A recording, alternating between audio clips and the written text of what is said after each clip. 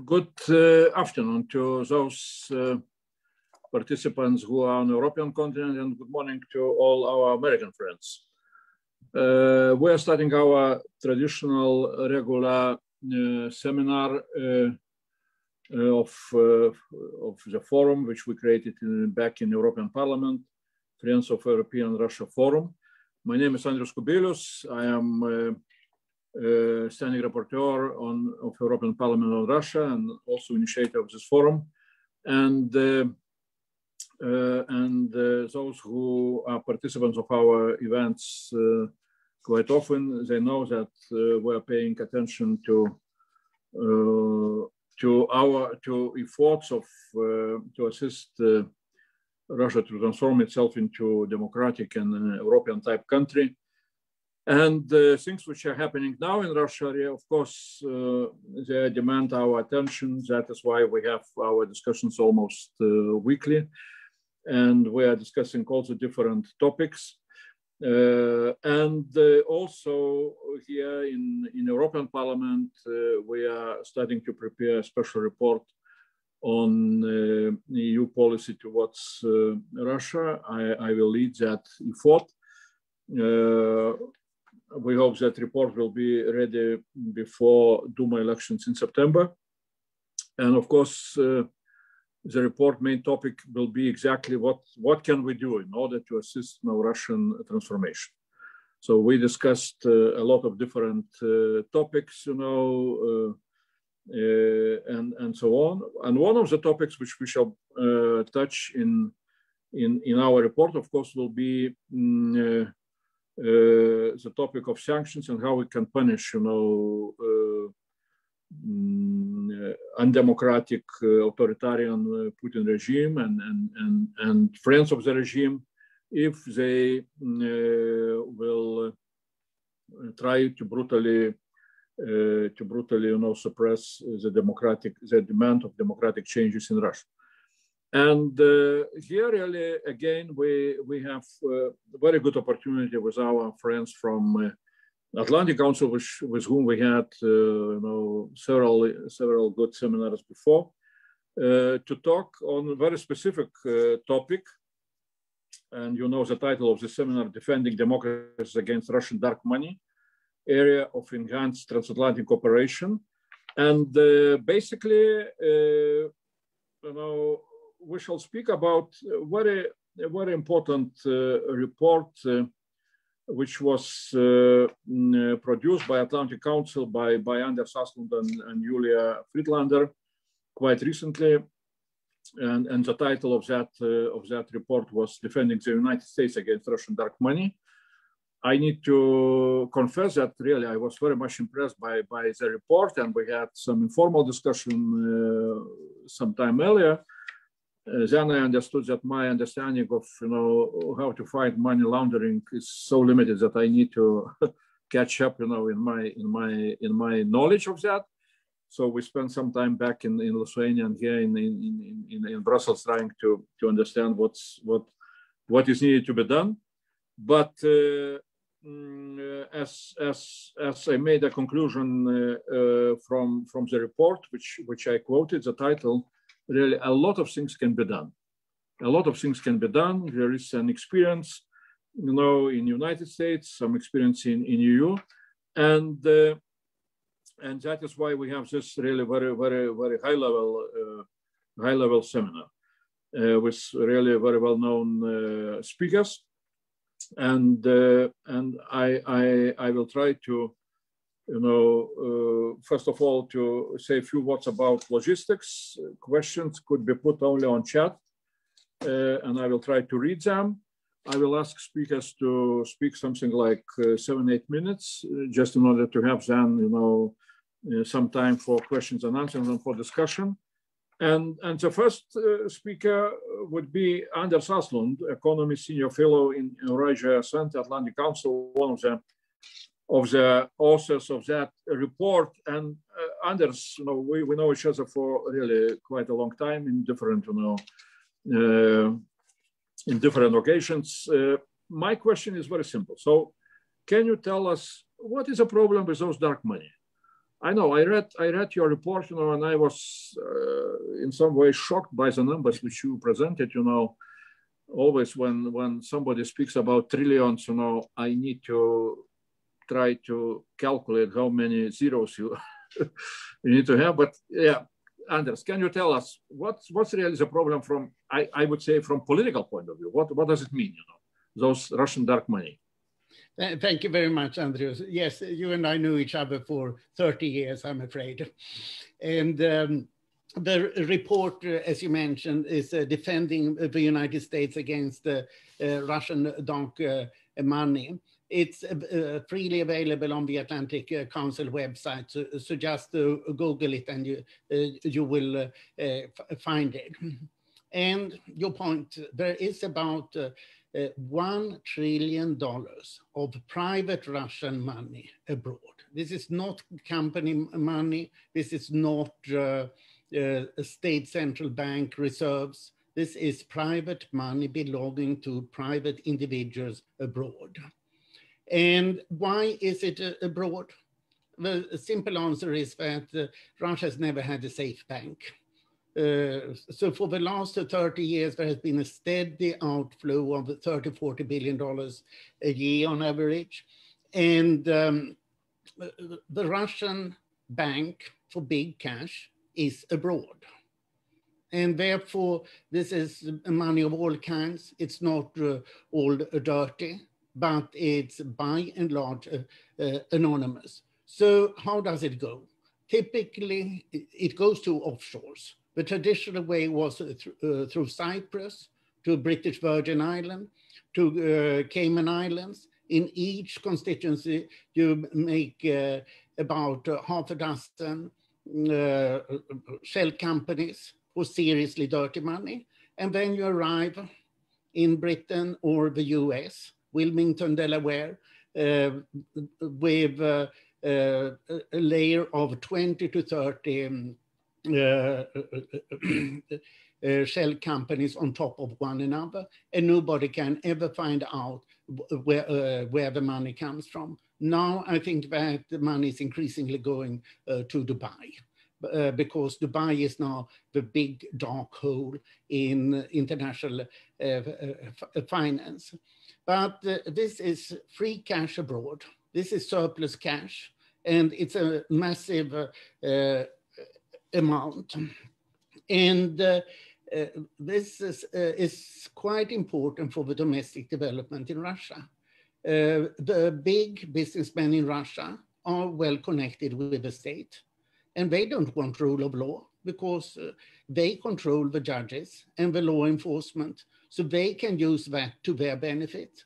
So why should they have rule of law? They have rule of law for their money abroad, and then they retire and keep their families abroad. And to whom does this money belong? Well, it belongs to all kinds of rich Russians, but a relatively limited number have most of the money. And what is of interest to us here, it is that probably, by my calculations, about 1/4 belongs to Putin and his friends. So who are his friends? This is 1/4 trillion, $250 billion, approximately. It could be twice as much, but I don't think so, because we don't know how much Putin extorts from the big oligarchs and say, please transfer the money. We know quite a bit about it, though, from the Panama Papers that shows many big transactions. And there are first 4 cronies, Gennady Timchenko, Boris, and Arkady Rotenberg, and Yuri Kovalchuk. Regretfully, Roman Rotenberg and Gennady Timchenko are not sanctioned even by the European Union. They are by the US because they are Finnish citizens, which should not be a reason for Putin cronies. Then Putin has 4 cousins that hold about $500 million each. And then he has 4 childhood friends who also hold at least $500 million each. and in particular the cellist Sergei Roldukin, who got $2 billion in the Panama Papers that he clearly is not aware of. And these people and Putin are closely connected not only with the FSB, but also with organized crime. So what can this money be used to? Well, it can be used for any purpose, and we have not got a clue. So what we are particularly concerned about here in the United States now is that it's used for political purposes. We have seen from a Mueller report that Putin is putting increasing pressure on businessmen that we otherwise would consider quite bona fide, who are being asked by Putin to interfere in US politics. But if you take the whole line of purposes, espionage, industrial espionage, terrorism, drug trade, human trafficking, illicit arms trade, sanction evasion, bribery, disinformation, political financing, money laundering. And of course, quite a few of the Russian oligarchs also have not only Finnish, but also US citizenship, not to mention Cyprus and Malta citizenships. So there are many opportunities here that are quite legal because you are a citizen, but the money is illegal in its origin, and this is a major threat to national security. And on that, I end and pass the floor to Julia, who will tell you all what could be done about this. Thank you. Okay, thanks a lot. Thanks a lot, Andres and Julia, really. That is a major question. What can be done? What are Americans planning, and what we, as Europeans, should catch up, in our efforts? Tell us, please. Of course, and it's not. Thank you so much for having us today to join your conversation, and also for your kind words about the report. I will say that thanks to legislation passed at the end of 2020, some of the things written in there are overtaken by events, specifically on beneficial ownership. So we'll take that under our belt as something that the United States needed to do to catch up to Europe. So it does go both ways. I'll start by saying that we need to reframe the question of illicit financing away from, and incorporate it into a traditional concept of deterrence. Dan and I have gone back and forth about whether this is the right use of the word deterrence, and he can qualify that as he'd like. But to see illicit financial threat as is dangerous to the sanctity of democracy and to our financial systems as, say, traditional views of defense in the military terms, right? It's harder to qualify that. And I was joking with you before we went live here, is that the problem with money laundering is that you have to be an economist, a financial markets expert, a cop, a lawyer, all at the same time. And so it involves, it's an interesting game of chess that all governments try to play, that the Financial Action Task Force tries to provide a framework for, but it's easier to think of conceptually than to implement when we all work in bureaucracies and governments that all work in their own little fiefdoms and have to function well together. But the overall thing that I would say is, AML has been disassociated from prudential sector supervision, right? So as a result of the Eurozone crisis and in the European context, the single supervisory mechanism was put in place by the European Central Bank, and that was to oversee the prudential health of systemic banks in Europe. And the ECB doesn't have the remit to supervise for money laundering, but as cases have shown, Danske Bank being one primary example, you can actually see a prudential crisis, both for a large financial institution or for a country, emerge as a result of money laundering. So again, we have to think about these two things interconnected. in the United States, the terrorism finance framework emerged again out of 9/11. Now, the office that I came from is, maybe the name will change, but it's called Terrorism and Financial Intelligence. And the office I was in is Terrorist Financing and Financial Crimes, which I think gives you a clue as to sort of the mindset that we look at these issues from, is to see illicit financial threats as things coming from abroad, right? And to treat illicit financial actors, including Russian ones, as a foreign threat that could come to our shores. But we've seen Russia through the lens of Syria, through the lens of Ukraine, through the lens of Venezuela, increasingly, right, as a malign actor in different pockets of the world. But we haven't looked at what Russian money is doing in the United States is implicitly a threat to U.S. national security. And I think over time, and potentially as a result of the last 4 years, that is fundamentally changing.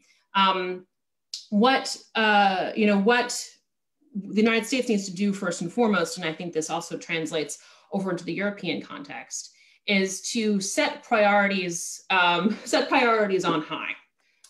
To declare that illicit financial risks and kleptocracy is a national security concern, and it's up there with territorial defense. Okay.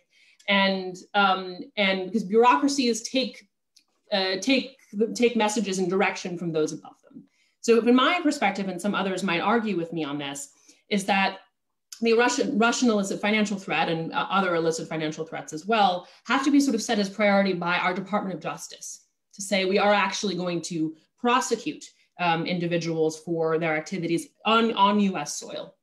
And from there, build out a framework within our departments and agencies, from DOJ to the FBI to the Treasury Department and our regulatory bodies and our intelligence agencies, that are going to focus on Russian money in the United States, again, not in the framework of how the Russians are assisting Assad in Syria, or how they are undermining the territorial integrity of Ukraine, but what they're actually doing to undermine our own integrity, right, in the United States. And that is something that also shows itself in the European Union. Now, the focus of the paper was not necessarily on the European Union itself. I think that there are, the United States government is very supportive of the Fifth Anti-Money Laundering Directive and the implementation thereof as a parallel to the ongoing reforms that are happening in the United States. Now, that, there's open debate about this, but I'm personally a strong supporter of, again, centralized regulation. For a centralized European regulator, again, this isn't like meddling in the affairs of member state level authorities. They will still do the brunt of the work, but to have that level of oversight, right, and ability to share information, and also that sort of like overall authority that stands as a counterpart to the United States authorities. Again, this has to do with legal mandates for information sharing and the like. So, as Anders outlines, Russia has, Europe has often served as the one-stop shop for Russian money. So the entry point that then goes abroad. So again, this has to be a joint effort together. Now, as I mentioned, beneficial ownership is absolutely a place to start. The US has put some landmark legislation on the books. Remains to be seen exactly how it's going to be implemented. That has to do with, again, a reframing of how the agencies handle information. There's long been a false dichotomy between what happens domestically, that means the realm of the FBI, and what happens in the realm of foreign policy. So at the Treasury Department, I could be following an illicit financial flow coming through XYZ jurisdictions. And as Anders outlined, it can be many jurisdictions all at once. But the second it landed in the United States, DOJ and the FBI would say, no, Julia, you can't touch that anymore. It's now our jurisdiction. And then who knows what their priority was going to be. We completely lost the thread. So beneficial ownership and the information that's gleaned from this will serve as a bridge, between foreign and domestic. And I think that time will tell over the next couple of years as we expand the list of obliged entities. The US has long provided exemptions for for financial service providers, for lawyers, for brokers and dealers, for art, for art dealers and all that, major money laundering vehicles, that how we will absolutely be able to use this information to our advantage. Now, I think one of the first things we can do is to build out typologies. Now, we do this all the time when we talk about terrorist financing, and increasingly now in the use and misuse of cryptocurrencies, or in maritime shipping, right? The Financial Crimes Enforcement Network has an ability to put out these public statements that show the public and show financial institutions exactly how the money moves. And so my hope, and this is something I was discussing with FinCEN a little while ago, because the guys who run it are close friends of mine, how we can put out these public advisories and say, this is how the Russian money is moving. Now we know where it goes in the United States, hopefully, right? And we can find the different pinpricks and points of interception. The other two other things that I would mention, besides advisories, beneficial ownership, and expanding covered institutions, are looking at investment vehicles, and exactly how the financial brokers and hedge funds manage Russian money. And again, it's controversial in the United States because we don't typically think of Russia as inherently a threat to itself. It's specific Russian behavior that's a threat. But I think over time we're going to be viewing Russia more and more as sort of a risky jurisdiction that should require our financial markets to take greater care. And the last thing is the use of civil forfeiture. Now, in the US, we use DOJ claims a very wide remit, global remit, because of the global use of the US dollar, to indict. So this is how we got Iranian vessels heading to Venezuela to stop. This is how we were able to seize assets held by Hulk Bank and prosecute them in the Southern District of New York. For evading Iran sanctions, but we haven't used it in the Russian context, and I would imagine it would make a lot of impact if we were able to seize New York City real estate, or the Brits have the same mechanism in their unexplained wealth order. They could do the same thing as a result of the City of London, and that sends a very strong message that the jurisdictions will no longer be welcoming Russian money in the same sense. Now, I could go on about US-EU cooperation and what works and what doesn't work, but I'll stop there for now. And thanks a lot for having me today. Well, thanks a lot, Julia. I really appreciate very much. Unfortunately, I forgot my role as manager of this discussion. I forgot to introduce, Julia and Anders, since really we had so many occasions, at least with Anders and with Julia recently, to talk that, I thought that everybody knows very well, but we have really unique occasion that we're speaking with people, both Anders and Julia, who knows very well Europe, Anders knows very well Russia, Ukraine, Belarus, and everything else, I'm always, checking my despite the fact that in Europe we are considering ourselves like, very good experts on Russia or Belarus and Ukraine. I'm checking with Anders, his numbers and data. Julia really, as I see, in CV, really was serving in capacities where both combination of knowledge of Europe and knowledge of what to do with dirty money or terrorism financing are connected, and that is really unique qualities for us, And now we are moving to Dan Fried again. I should forget how to introduce him, since again we know him very well. And he knows the region again with his experience very well. In addition to that, at least in our corridors, we call Ambassador Dan as godfather of sanctions on Russia after Ukraine. So, Dan, can you tell us, what can we do next, looking into those developments which we see in Russia, and brutal oppression on democracy, and trillion US dollars, dirty Russian money somewhere globally, and both in US and in Europe, oligarchs are still not sanctioned, and some autocrats perhaps are hiding their money where we don't know even. So tell us, out from that, what we can do now, especially looking from American experience. It's great to see you. Appreciate the invitation. So Anders and Julia are right.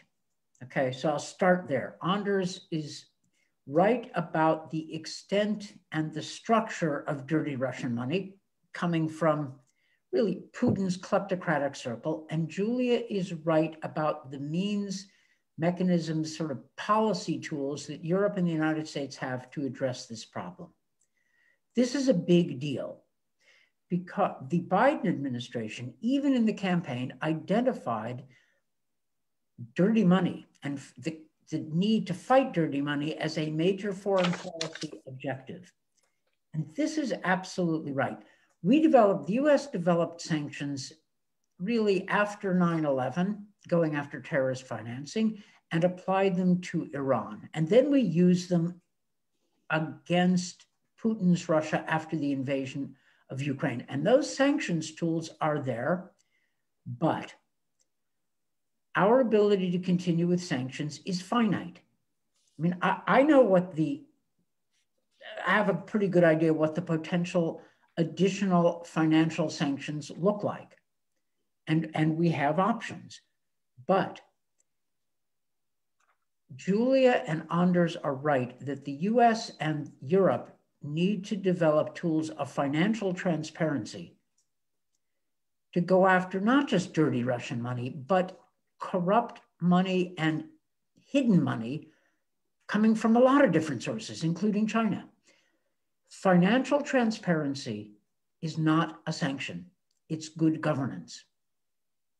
Okay, whether you're going through LLCs or transparency of boards or transparency of investment or accounts or exposing and making transparent exotic channels like investment in art, hidden investment in high-end real estate, or weird channels like using fancy lawyers' offices as as banks, using it to hide money.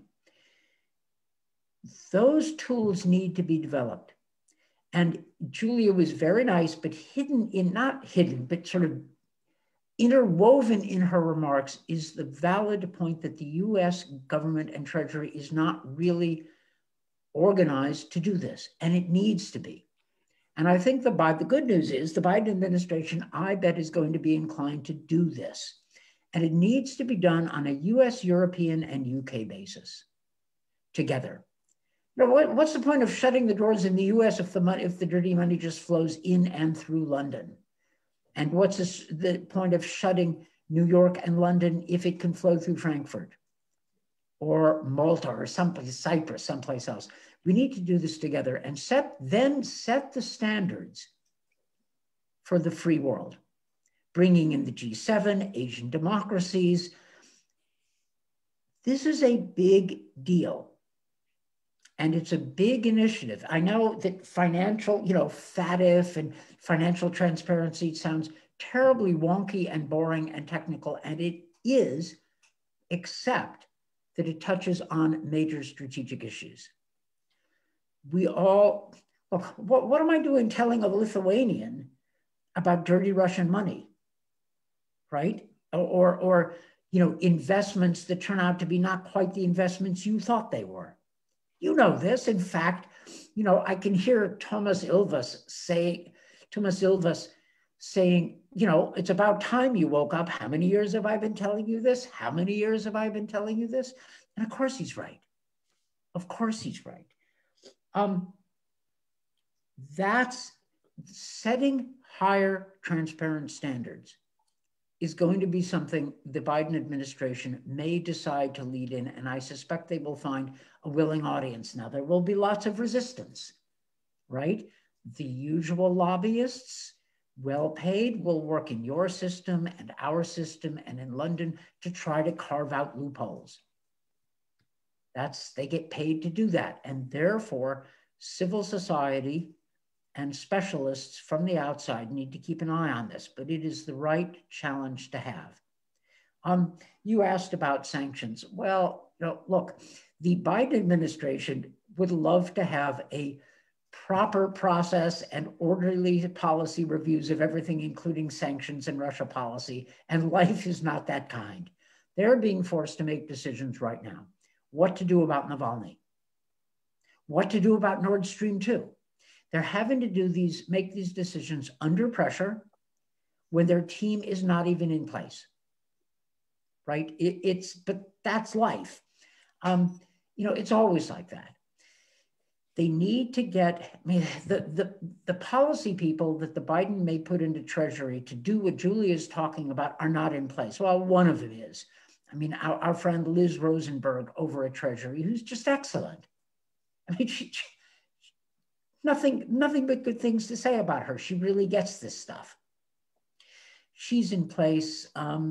Peter Harrell, my old colleague from the State Department, is now the senior director at National Security Council staff for economics. And he's working on this. He's another terrific person. He was my right hand at State on Russia sanctions in 2014. So he totally gets it. This is a good group of people. What we need to do moving forward is to have more of Anders Åslund shining a light on the details of how the Russians move their money and who's who. There's nobody better than Anders. We need Julia Friedlander and more people like her explaining the way forward within the US system and showing what the US needs to do, using the mechanisms that exist like FATA, Financial Action Task Force, and maybe new institutions or tweaking the ones that exist.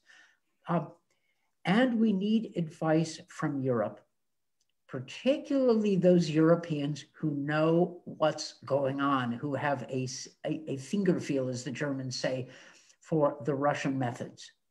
That's Lithuania, Latvia, Estonia, Poland, a lot of people, in the Visegrad countries, Bulgaria, the ones who know, who understand this. And the Ukrainian investigators, working with the people who discovered, the Panama Papers. There's a whole infrastructure.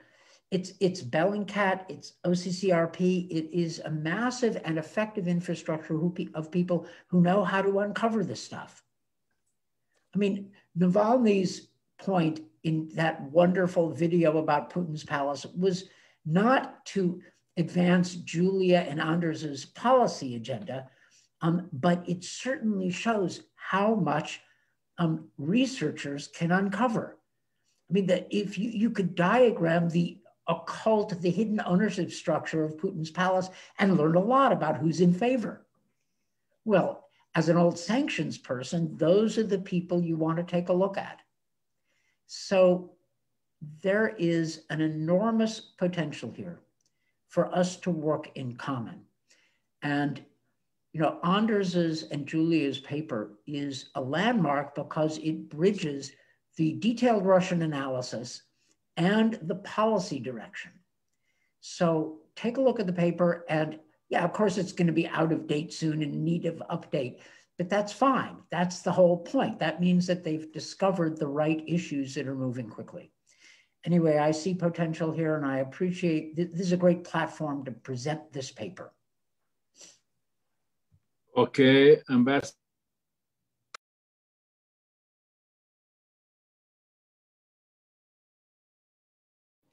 You muted yourself, Andrews.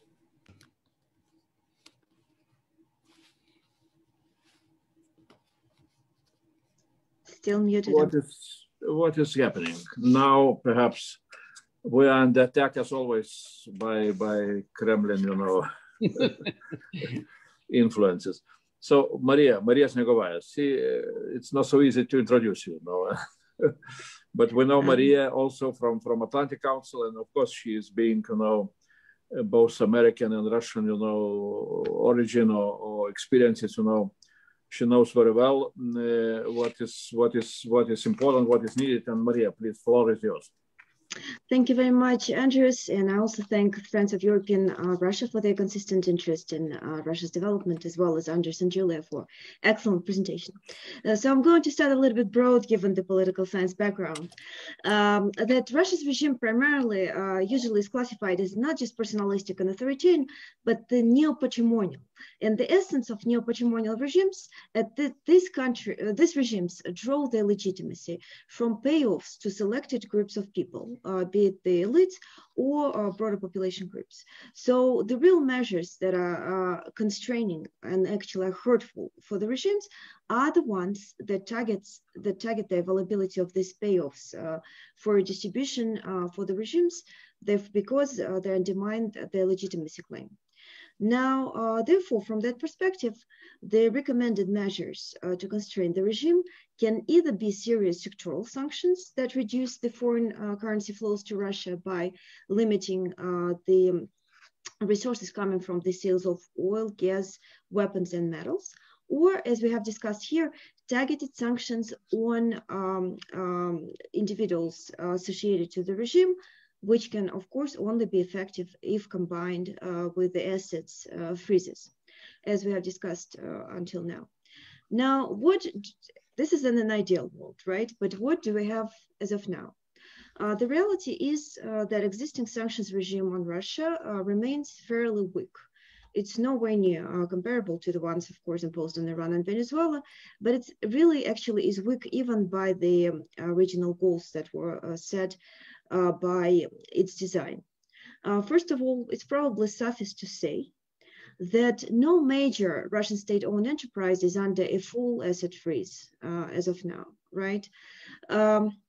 Overall, more than 4/5 of the largest 100 firms in Russia are not directly subject to any US sanctions as of 2018. That is by the Congressional Research Service report that was prepared last year. This design, unfortunately, was a result partly of course, of some of the EU countries' reluctance to impose severe sanctions on Russia that would potentially cut off oil and gas supplies. And of course, also some kind of disagreements about what ultimately the policy goals of the sanctions should be. Of course, also over the period that the sanctions regime has existed, Russia's economy has adapted. And the Kremlin effectively now subscribes to the narratives that the sanctions will never be lifted, so we might as well just live with it. That, of course, also eliminates the leverage that any such regime could potentially have had on Russia.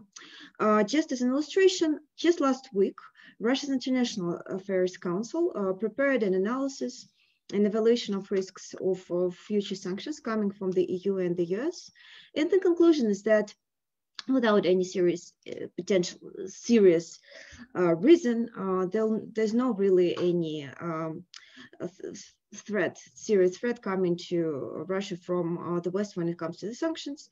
Of course, the threats still are significant for individual people or perhaps companies, but overall the conclusion is that overall, the sanctions policy has stabilized and the Russian regime has nothing to fear. So that is if you're interested in how the Russian side treats the threats coming from the West. Now, this is when it comes to the sectoral sanctions. On the individual level sanctions, of course, as we have discussed, as Julia and Anders also brilliantly pointed out in their report, without significant policies on exposing the assets of Putin's cronies, again, just visa bans or some isolated incremental limitations, they're not likely to be effective in fundamentally undermining or threatening the regime in any way.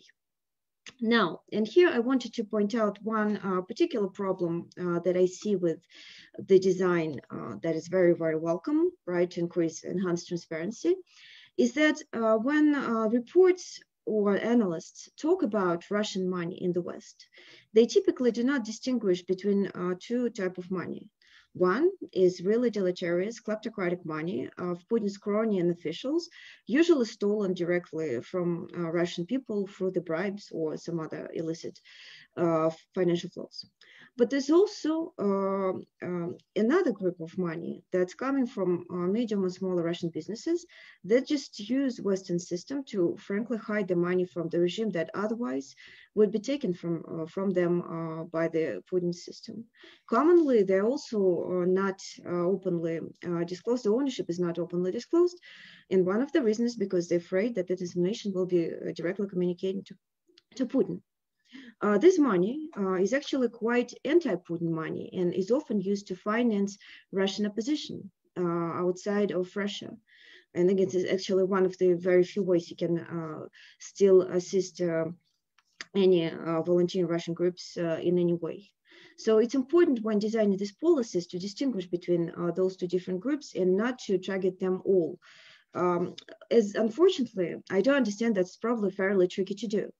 And I just wanted to give an example of a policy that, from my perspective, was not particularly effective in doing that. Specifically, I'm talking about the automatic exchange of information regarding financial accounts on a global level that exposed to Putin regime thousands and thousands of accounts by Russian citizens and companies held abroad. This money is now this information is very effectively used by Putin regime right now to extort this money from Russian citizens or firms and companies through all kind of taxation and investigations. Essentially, I do not think that these policies necessarily are very effective in achieving our goals. If anything, they undermine any resistance to Putin regime domestically. And any successful policies that target Putin regime need to distinguish between the Putin's crony money and the money of groups that are independent of Putin. From my perspective, this is achievable, especially given everything that Andres and Dan Fried have pointed out. The information is more or less available, and it's fairly easy to distinguish the owner of specific assets, essentially by using everything that we know about it, or maybe furthering our knowledge of this group. And I will stop here. Thank you very much for this opportunity.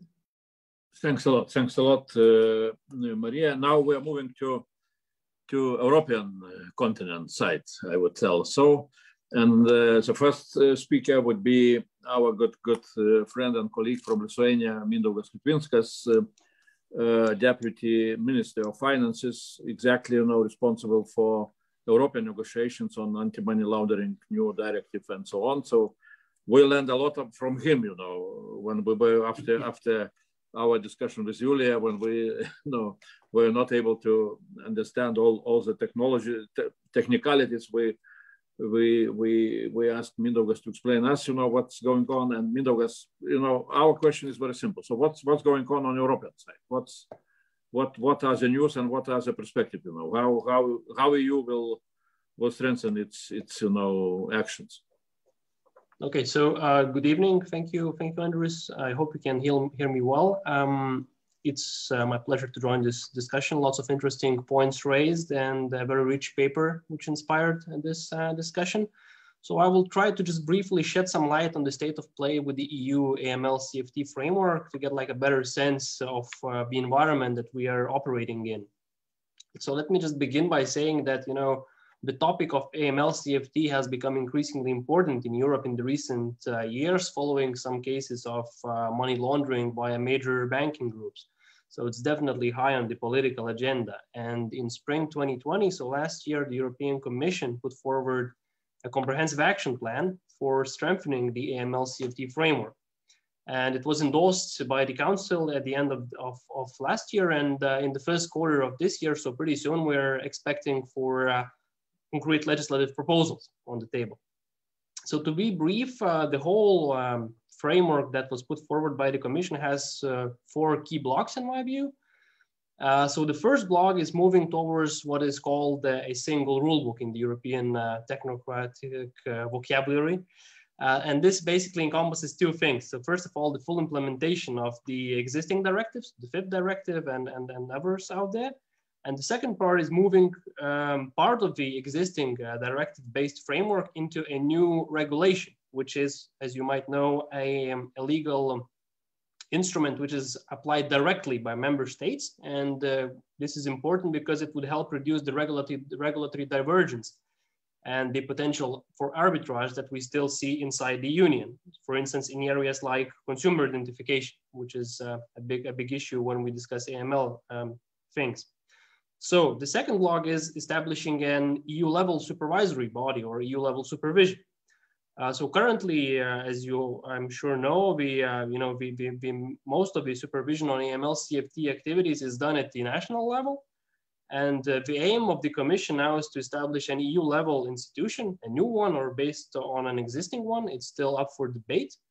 And this new institution would have what is very important, direct supervisory and executive powers on the kind of riskiest subjects in the market. And these subjects would be defined by a set of clear rules that are also still being negotiated. So something like the SSM-like structure that we have in the banking sector for prudential supervision. The third block, also very important in this context, is the enhanced cooperation of FYUs. So the intention is basically to create an EU-level mechanism to facilitate the coordination of and cooperation of financial intelligence units, also facilitating the sharing of sensitive information across national borders, which is quite a problem today in the current framework, trying to track the movement of funds across borders. And finally, the fourth block is the international element of the whole picture.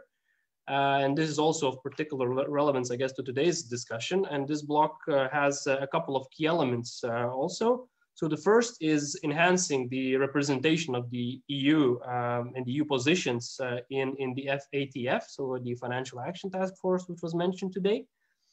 And the second one is further building on the autonomous regime that we have in Europe for assessing and identifying the high-risk third countries based on a set of methodology which are identified and then put on a kind of blacklist and which are then under kind of more scrutiny when it comes to dealing with them and then when it comes to analyzing the financial flows that are coming from these jurisdictions inside the EU. So this is kind of the fourth important block.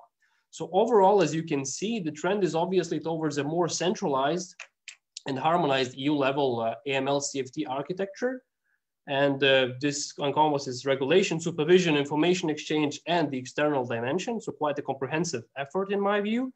And these developments are much needed and indeed welcome, as we all recognize that, AML CFT challenges are, they're cross-border, and it's often difficult for a single jurisdiction, a single competent authority at national level to fully grasp the whole problem and deal with it efficiently.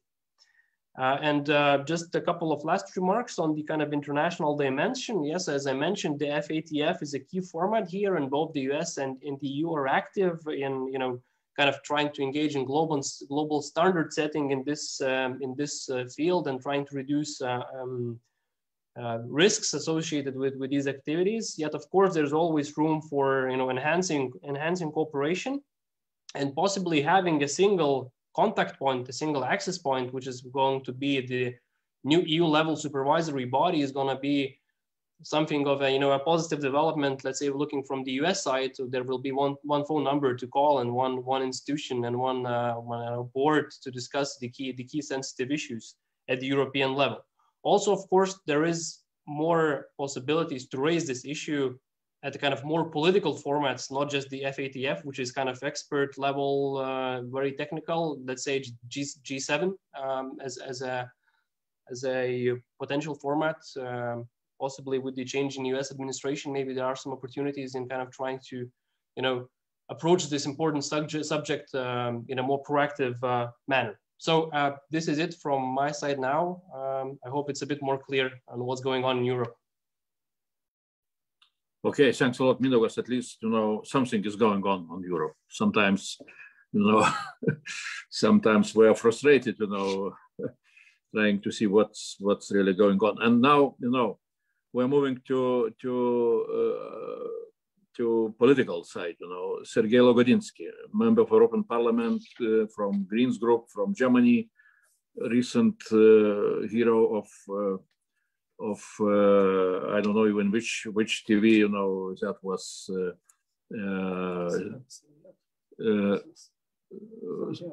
Solovyov, or which one, you know? Yeah, so Solovyov hero. So Sergei, please, you know, tell us what we can do. You know, both Russia, you know, Germany, you know, European Union, you know, how we can assist with all that. You know, what we were discussing with our American friends today. You know. Well, thank you very much, and I think we will have to have more detailed discussions regarding what we can do, because this is, of course, not up to only us sitting here and discussing. It's also regarding our parliament as a whole, but also the Commission and the Council. This was a very impressive presentation, and thank you very much to the authors, first of all. And I just wanted to highlight a couple of points that I think were especially important also in terms of what we can do and how we want to develop the strategy in the future. I think, first of all, that was very relevant is that we will not be able to do this alone.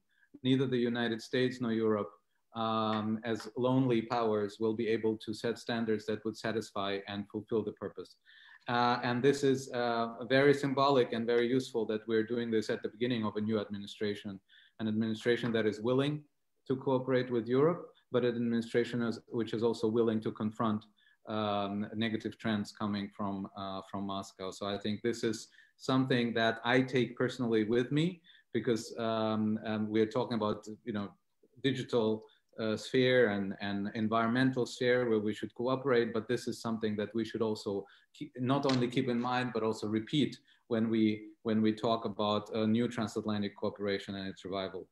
Number two, I think that this topic is important because it is useful strategically and tactically, because it elevates the question on a different level. We're not just talking about sanctions, also because sanctions talk is not always very realistic. And what I'm seeing now is, and Maria also mentioned it from the American side, is there is a fatigue of hearing about sanctions, because the more we talk about that and elevate expectations, the more we disappoint the civil society and those who, you know, really count on our sanctions. And what we have witnessed so far is that especially the Council, the European Council, is not able to deliver on sanctions that are both effective and swift. And that means that we need other tools in interacting with or vis-a-vis our Russian counterparts or partners, whatever you want to call them. So this moving away from sanctions, or at least complementing the talk on sanctions with the talk which we, as I must say, as Greens, I'm sorry, I'm still very proud, have been having, regardless of the Russia situation, the issue of anti-money laundering and of transparency of money flows is something that makes the discussion a little bit less confrontational, but more productive. Because it is not about what we are being accused of, interfering in internal domestic affairs of Russia. First of all, it's not just about Russia. And second, it's not about domestic affairs of Russia, it's about domestic affairs of ourselves. And it's about how we understand, first of all, what our national interests are, and as rightly pointed in the report, but also how we understand our personal contribution and moral responsibility vis-a-vis foreign policy, vis-a-vis washing foreign corrupted money. So it's not about punishing someone, it's about being morally responsible and thinking globally about our responsibility. And this is a different avenue of discussing things. And number three, why I think this discussion is important is because it brings us also away from the one potent sanctions that we could imagine, but we don't want to use. These are sectorial sanctions, or sanctions with larger impact, which will affect citizens, regular, normal citizens of other countries like China or Russia, you name it. And by looking at these alternative, we have a potent instrument which doesn't fit this which doesn't have this negative impact.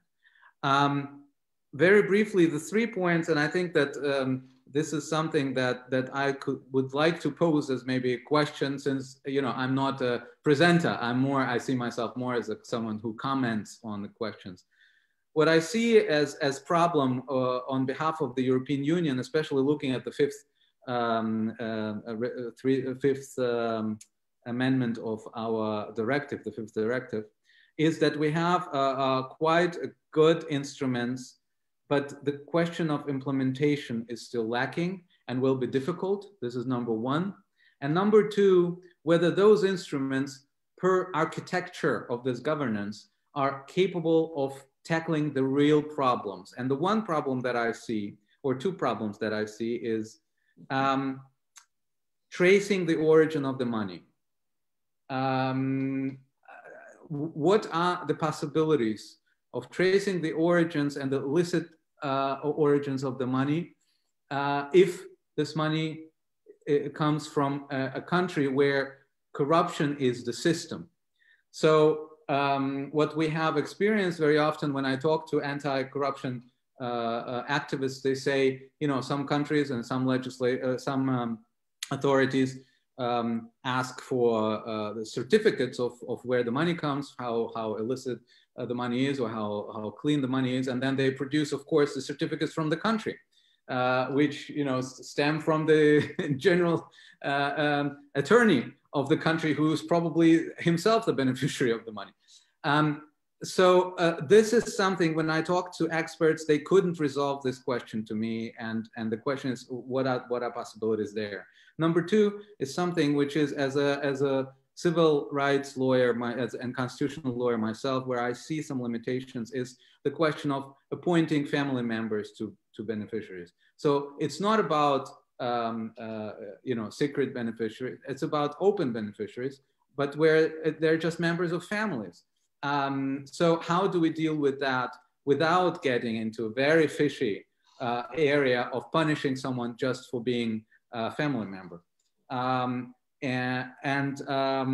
Number three, I think this is more kind of homework to us, and I'm coming back to the question of sanctions.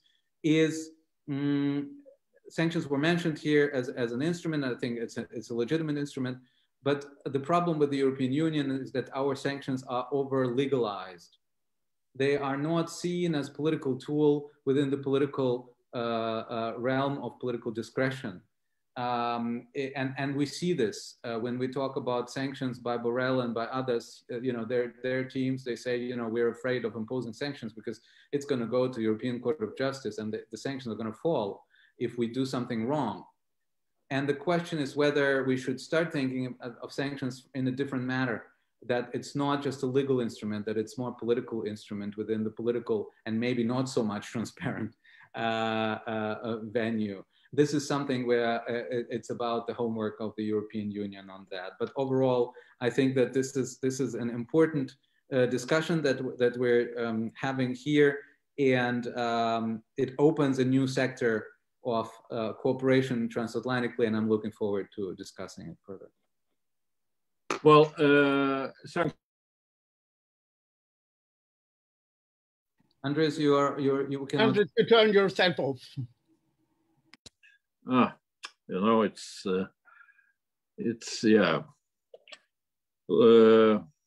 Still not getting close experience from pandemics, how to use Zoom and things like that. Sorry, but plenty of questions. I will try to group them in some groupings, but you are, since all the speakers, you can see them in the chat. You can look, you can read, and you can try to answer whatever you will choose. But maybe I will just speak out several questions for the first group. Yuri Ivan Yurov is asking very simple question. Regarding the issue of doing everything together. What will it take to persuade Switzerland to join? I mean, US, EU. Okay, Anders, you will answer that.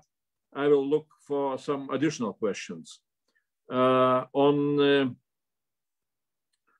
As I saw, and now I cannot find that question. Here is a question also: how to convince. It's from without name, but good question. How to influence foreign jurisdiction to disclose information and collaborate in other ways to carry out EU or US sanctions there? Is that feasible at all? For example, Dubai, Panama, what to do with them? From Maria Shagina, how much sanctions coordination can we expect from the US and EU on the Navalny case, given that the EU sanctions don't target corruption? Maybe Americans can move forward and then we shall follow. And the last one from Maria Logan. Question to our US friends. President Biden has recently signed the executive order blocking property with respect to the situation in Burma. Can we expect a similar executive order in respect to Putin's regime, sponsors and enablers? Anders, since you raised your hand first on that question on Switzerland, but you can pick, some other questions. I also, please go on. Yeah, thank you, Andreas. I've listened carefully, and thank you, all of you. This has been a very interesting discussion. So let me take several points here. First, on the general points, that as several people have emphasized, transparency is essential. It starts with transparency. And here it's wonderful that, as Julia emphasized, that the US has just adopted a very important law on this. And the EU has gone further in the fifth anti-money laundering directive from June 2018. And it's public registries of all ultimate beneficiary owners. And the point now is to get it done. There was recently, was it Transparency International that pointed out that only 19% of the companies registered in Luxembourg actually revealed their ultimate beneficiary owners. So now it is the implementation of these registries in Europe that is a big deal. And this is what one should really ask NGOs to follow up. So that's the first thing, transparency. The second thing is fast and automatic reporting that Julia mentioned. The third thing is to have proper implementation. FinCEN is weak and dysfunctional, and in the EU, as Mindaugas discussed, it doesn't exist as yet. You must have both fast reporting, automatic reporting through many jurisdictions, and you need to have a good agency. So this is the big lag in the EU, reporting and agency. And then the fourth thing is serious fines. Here the US is fine. The US fines are big, but they have very sharply declined, as Julia has pointed out, during the Trump period. So that needs to come back. On Maria Logan's questions, the Burma sanctions, essentially the same sanctions were introduced in March 2014 in the US, only that it did not touch Putin himself. The problem is implementation.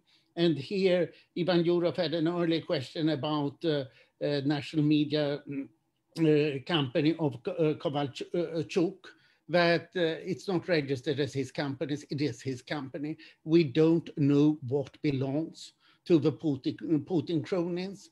So Kovalchuk, according to Russian Forbes, has a ridiculous fortune of barely $1 billion, when he's probably worth several tens of billions of dollars, looking up on the assets he controls. So this is why transparency is so important. And then what we have now is transparency rules from the US, which will take, that Julia discussed, that will take 3 years effectively to implement. And it will only go to law enforcement and the banks. It will not be public. And it will only cover LLCs. It will not cover foundations and endowments, which will then be increasing vehicles. But it's a very important, very big first step. So I'm hopeful about it, but it will take some time. And there was some Russian who asked, what can we do to help? What really helps, as being emphasized, is OCCRP. I think it was Dan who mentioned that, and other investigative journalists in Russia. We have Novaya Gazeta's team that have done a wonderful job in this regard. And Maria raised an important point about the automatic exchange of information, which is completely absurd. I mean, this is a symmetry that we treat Russia, I mean Western states treat Russia as if it's a real state. Well, it should be treated as a criminal syndicate. It's very frequent in US court cases, this idiotic discovery that you have Russian crooks called the Russian state asking for discovery about Russian citizens' assets in the US. And the court say, yeah, but this is the Russian court system that is asking for it. The Russian prosecutors, deposit guarantee fund, we have to respect them. Nothing doing.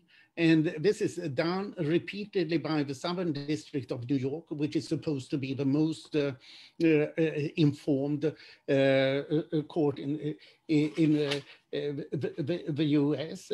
And Switzerland is with the EU. So, it was this question raised. So all of the EU transparency rules apply to Switzerland. The problem is they do not apply to the United Kingdom. I fear that the United Kingdom will be the big black hole of dirty money. The other big black hole, somebody pointed out Dubai. Dubai is very difficult to get at. So what can we do? Well, we saw what the US did with the UBS case against Switzerland. It was 10 years ago that the US, by getting registries of about 10,000 US account holders with UBS in Switzerland, that the US forced Switzerland to open up. So the point is, now we have a decent US government. For 4 years, we did not. And the US government can essentially do whatever it wants, when it wants. It needs to focus and get something done. So I have a great belief in this government, but as Dan pointed out, somebody needs to be appointed first before we can talk about the US government. And then Sergei's point that it's not only about Russia, it's not only about national interest. Well, here it is. In the US, you have to sell things as national security matter in order to sell it. That's how Eisenhower sold the US highway system. That's the classical example. In Europe, you need to use other arguments. So it's that's for you politicians to sell it with the right argument in the right forum. Thank you. Well, thanks a lot. Yulia, maybe you can jump in, and then I will not read all the questions, but you see, what people are asking. So just pick your questions, and try to answer. Sure, and Anders did go through many of the questions quite thoroughly, so I won't repeat many things that I would have agreed with. But what I would say is about this, going back to what Sergey said about transparency and good governance and sanctions, is that money laundering, anti-money laundering has long been seen as sort of a very technocratic function, and I think that has been what has kept it sort of operating in the shadows a little bit too long. So I would, I think it should be advocated for as technocratic measures that are taken by governments, as apolitical ones, again, that aren't, again, not tied to specific actions made by foreign actors, but cleaning up our own act at home to be able to sort of advance these measures, and perhaps pretty aggressive measures in anti-money laundering, without being seen by foreign actors as specific as provocations, so to speak. So I see it as I agree with that point wholeheartedly. But there is some, we really do have to focus on institutional design here. I think, as many people have noted here, it's good to have the laws on the books, and I think the deputy minister, very thoroughly outlined the EU action plan, which from the part of the U.S. Treasury we were in a position to advise on. But it really comes down to brass tacks about how governments, again, how governments prioritize these things. You're talking about, even in again, the United States, perhaps the most sophisticated and most capable government in this area, is really struggling. And that's true for some of the stronger European member states as well, where you have this constellation of all, how exactly do finance ministries and regulators and FIUs and economics ministries actually interact to be able to produce the right information and the right legal cases to be able to go after this stuff. And that, I think, is going to be where the rubber hits the road in the coming years. And a lot of it also has to do with the incorporation of intelligence. Now, not only, again, beneficial ownership is one thing, financial intelligence is one thing, and we do a lot with BSA data in the United States. But really, it is a question about how comfortable we are going to be using information from our intelligence services, and the way that information is shared with the regulators. Now, this is even something that we're talking about in the GameStop scenario now, about how the FBI should be giving information to the SEC so that they can stop such speculation.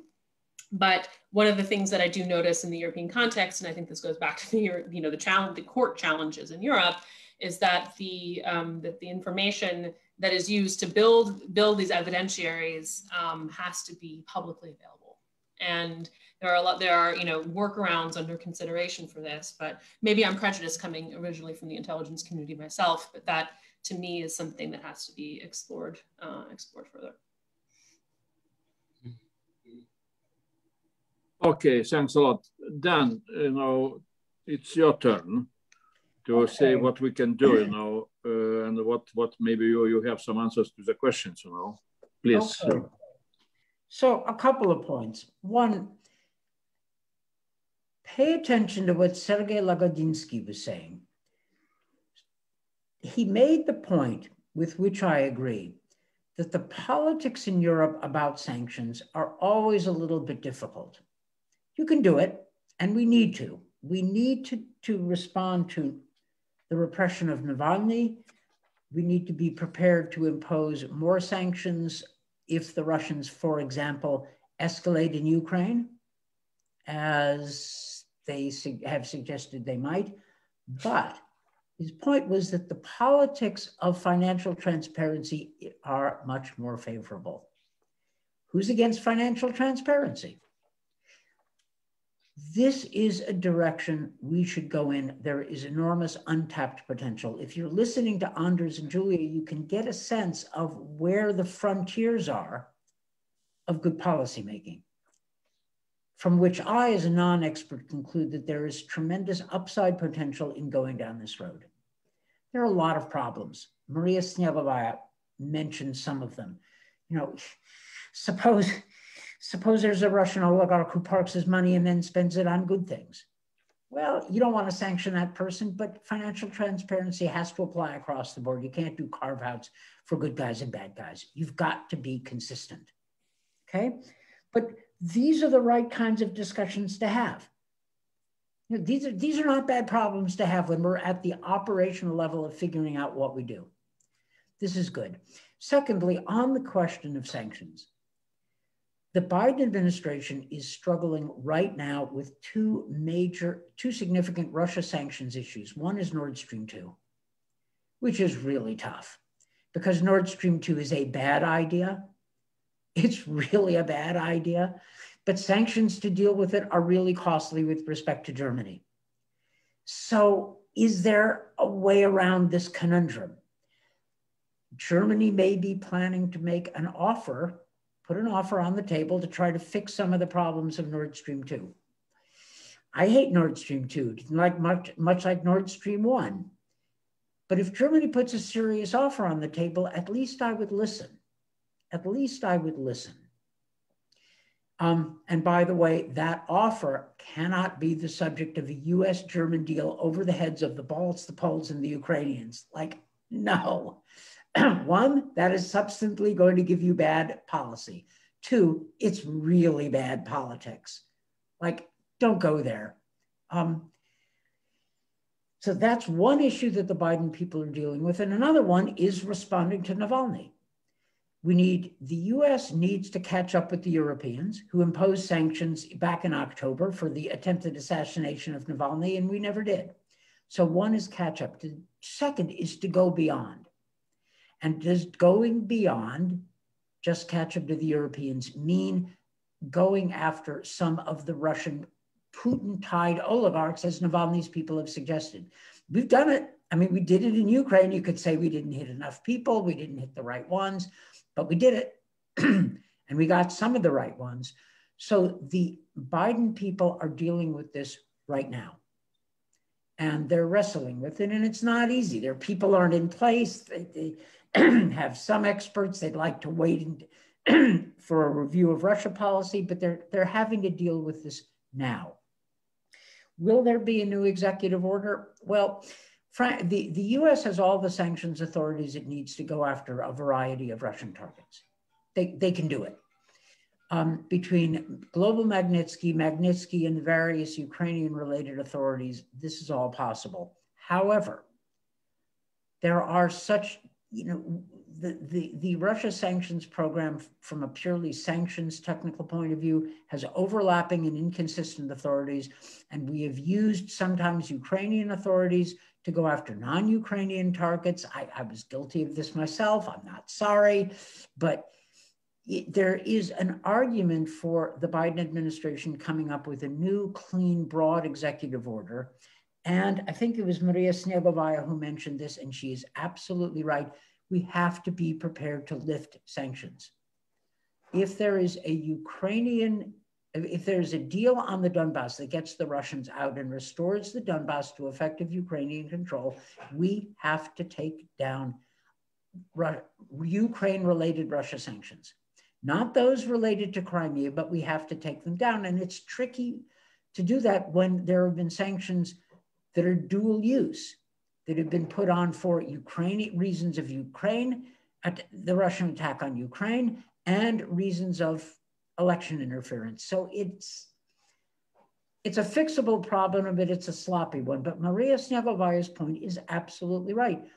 You can't tell the Russians that we're imposing sanctions because they did X. And then if they fix X, say, well, we're on to Y. You can't do that. Can't do that.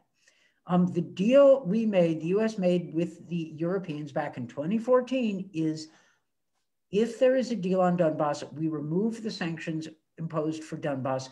We keep the sanctions imposed for Crimea until the Russians are someday out of Crimea. That's the handshake deal. We need to mean it. These are all fixable problems, but I've gone into detail because the questions, led me there, and because the audience might be interested in knowing sort of where I think the Biden administration is. look, I'm not privy to super inside information. I'm not part of the team, but I know them, and it's not hard to figure out the kind of problems they're dealing with. Oh, and by the way, as irony would have it, a young Tony Blinken wrote a thesis, later turned to a book, about Reagan's decision to lift sanctions on the Soviet gas pipeline. You know, like, he probably wishes he never wrote that right now, but he does know the issues. He does know the issues. And, you know, Reagan did lift those sanctions, but he didn't do it for nothing. He did it in return for European agreement, okay, on a Russia policy and on including export controls on Russia. Now, the Germans are, if the Germans are thinking about a deal, and they may be, they're going to have to do better than that deal. It's going to have to be a lot more specific, a lot more detailed, a lot more teeth. And I'm not saying it's doable. I'm not saying it's doable. I'm just saying that as an American who hates Nord Stream 2 and is known as a hawk on Putin, I would at least listen to an honest German offer. And somebody asked me the other day, why would I do that if Nord Stream 2 is so bad? And the honest answer is, because I know what it's like when you screw up policy. When you screw it up, and the Germans have, let's be straight up, let's be clear about this. Sometimes you gotta have your friend should help you out. Ask me how I know this. The Germans, even though they screwed up Nord Stream 2, the Germans are not the problem.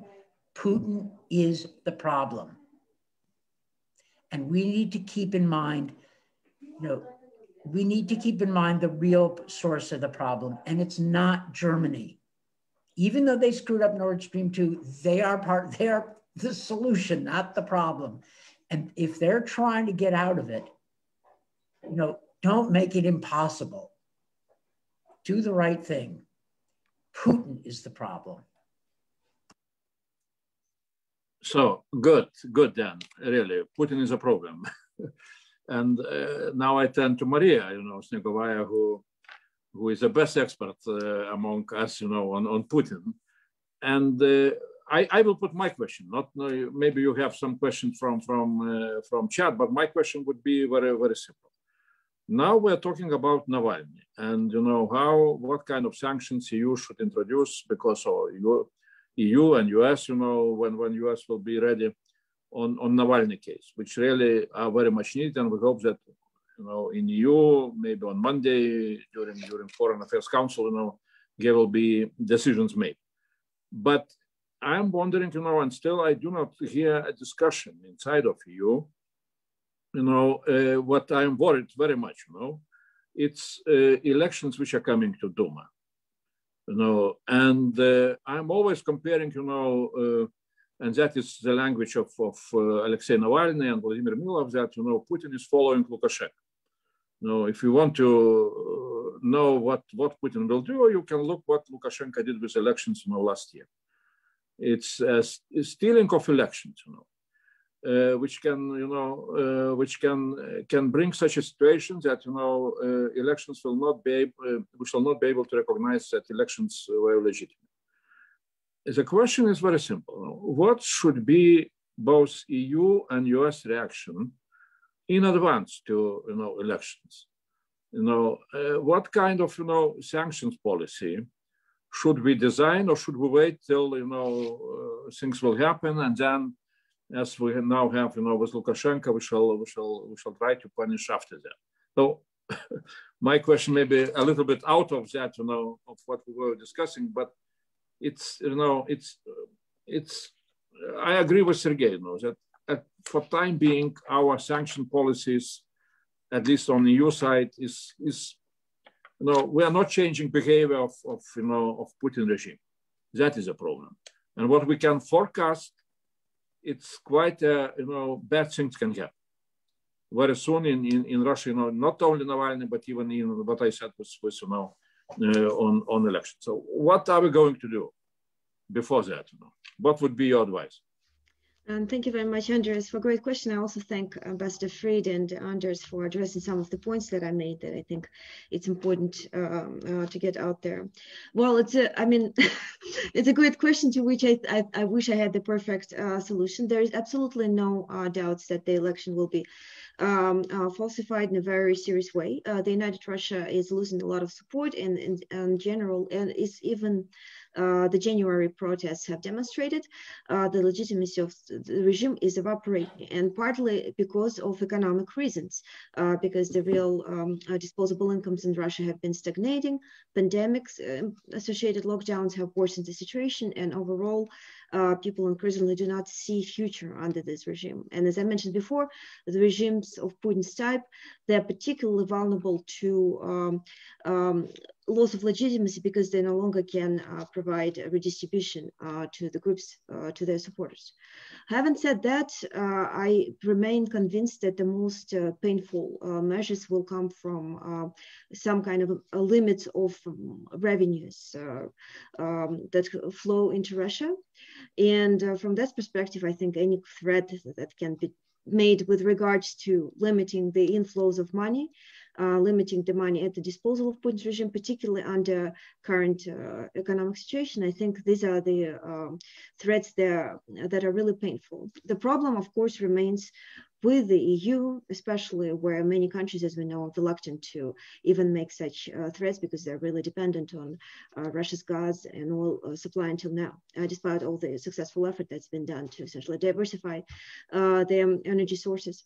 So from this perspective, I think this discussion is also very instrumental because essentially it shows the limits that can be done. But anything that is a credible threat to the revenues to the Putin's regime is painful as well. And of course, Nord Stream 2, as it has been raised here before that. Sorry, I cannot be more creative than that. Okay, thanks a lot, Maria. Thanks a lot, really. Now I'm turning to European side, Mindaugas. There are two questions. I don't know if you will jump on them or Sergei, since they are more political. One is from Harry Hummel, who is, I will not read maybe all the question, but he says great introduction from all the speakers and a lot of parallels to European Union. And the question is that there is a series of possibilities to tackle kleptocracy and corrupt oligarchs, and these are greatly underutilized by prosecution and non-conviction-based confiscation procedures. And he is asking,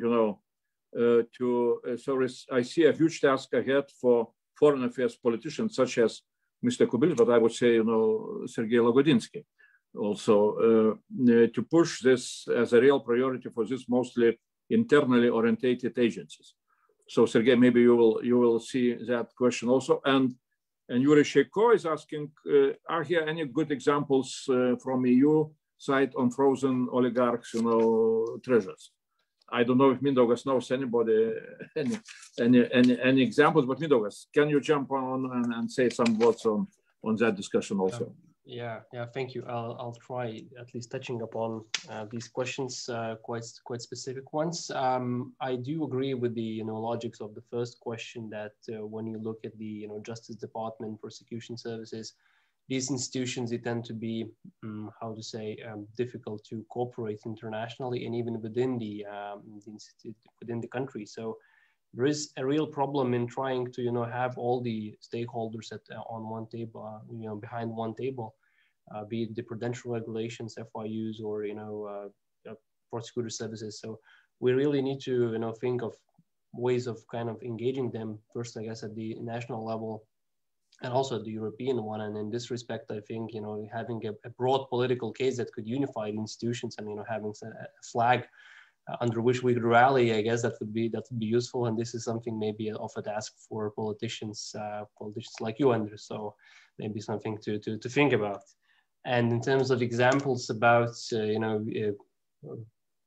Russian oligarch money being frozen, nothing really comes into my mind now, but we have to bear in mind the fact that the current framework, the current AML-CFT framework, is not exactly tailored to this task, and it kind of deals with illicit flows, but not necessarily with oligarch-related flows. Yeah, I mean, if there is no evidence that it's illegally acquired or illegally moves across borders. So that's just quick remarks. Well, thanks a lot, Sergey.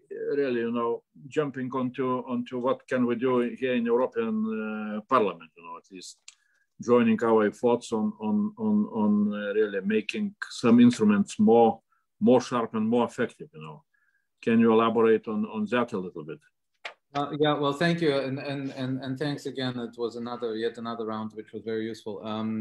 Yes, I mean, first of all, I'm not a finance issues person, and indeed, something that I thought was useful also in the report is that we should go beyond this very compartmentalized understanding of the issue and have a kind of an interdisciplinary outreach and cooperation. But the issue of NCBC, as we know, the European Commission already stated in 2012, I think, that this instrument was underutilized and that we should work on it a little bit, more active.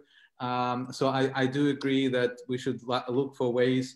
Again, as Vice Chair of the Legal Affairs Committee, I, of course, and of the Civil Liberties Committee, I'm a little bit concerned of overreaches. Yeah, in many of those issues, we should be conscious of the fact that we need to somehow keep up with human rights and civil rights, even if we want effective instruments, and especially in the realm of criminal or near criminal procedures. I do think that there are still underutilized other instruments. For example, we have a big problem in Germany with not only transparency, but also access to information regarding real estate. So it's not just about companies, it's also about the ownership of real estate. We have a very antiquated and very dear to German heart system of Grundbücher, of registers of real estate, which is decentralized. It's a local competences, and it's like part of the German identity, right? I mean, it's the positive part of German identity, historical. Let's put it this way. And it's very difficult to overcome this, but it's important because for now, you cannot get information on a house, on a villa, on a palace, whom it belongs to, unless you have a special interest. So you're a neighbor and you want to build a pipe through the, you name it. So these are the instruments that we also need to have a review of. And this is going to be a tough one. And for that, we need to raise awareness among not just two politicians, Andreas and Sergey, sitting in Brussels, but also locally. And this is something that I think is a political challenge, to raise awareness of public that this money is not somewhere in Dubai. This money is in Berlin, in Munich, or in a small village of, you name it, Eberswalde. So I think this is a major point if we're talking about political level as well. Thanks a lot, Sergey, and really I appreciate very much, and I thank all the speakers and all the questions. I see that discussion on chat is going on. I will not be able to read all that discussion, but that is our job, to bring people, different experts from different countries, different institutions, just in order to push forward, really important things. And like Sergey have said, awareness of what is going on and what we need to do. Since, with my all political experience, I'm saying that, sometimes voting is very important. And when after Julia, first lesson, I understood that I need to go much more deeply into trying to understand, all that, legal language, money laundering and terrorism financing. I put a very simple question: why we are calling all that system, terrorism financing and anti-money laundering, and there is no word about dark money or oligarchs or something like that. That is a deficit of calling, changing a little bit the whole title of that policy, just in order to bring to people awareness that really this is also about, all those dark money, also about oligarchs and so on and so on. And second point was when I learned that anti-money laundering has such a specific, maybe very small instrument. I don't know, you know much better what does it mean, but this so-called politically exposed persons, which puts, not me, I am not suffering as politically exposed person. I am not feeling anything, but exactly that was our discussion with Navalny, that he was suffering in being in Germany because of that regulation. I mean, not suffering, but he needed to make declarations and so on and so on. And people who have connections with oligarchs, or there is no such instrument like oligarchically exposed person, I would call it. That is again, again some kind of awareness bringing, instrument. So that is what perhaps we can discuss also on things what can be done. But really, thanks a lot to everybody. Really, what we see as a situation developing both in Belarus and in Russia itself, with also autocratic regimes, which are bringing trillions of dollars, like Anders have said, outside of Russia, is a challenge, is an issue, for the Western community, because when we are trying to talk about, how we can assist democracy in Russia, of course, first of all, we need to clean our house.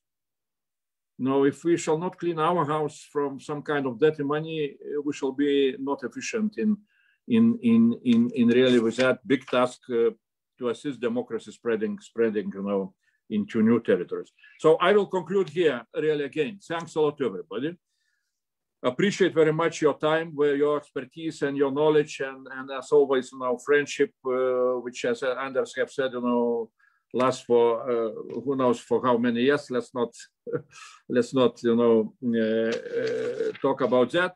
But well, we shall continue our seminars, and really we are very grateful to all of you, and to all our community, which I see is expanding. Today we had more than 200 participants directly in our conversation, and we don't know even how many we have on translation on Facebook and so on transmission on Facebook and so on. So thanks a lot. Keep healthy, and thank you. See all of you next time. Thanks. Bye.